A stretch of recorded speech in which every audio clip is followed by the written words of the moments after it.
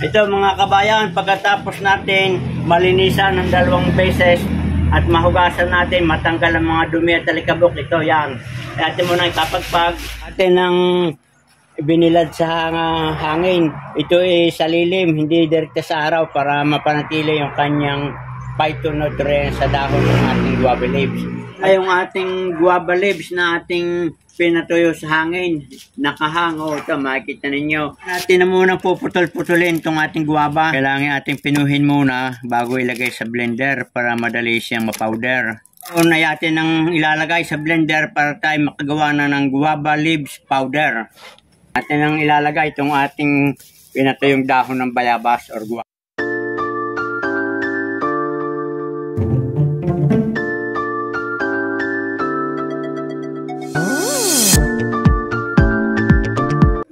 Atin ang pag-again itong ating guava leaves powder para maganda pag ating inilagay sa mainit na tubig.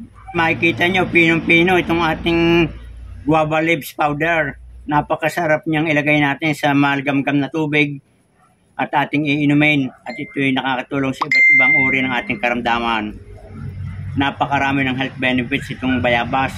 At ito mga kabayan, mayroong antibiotic properties.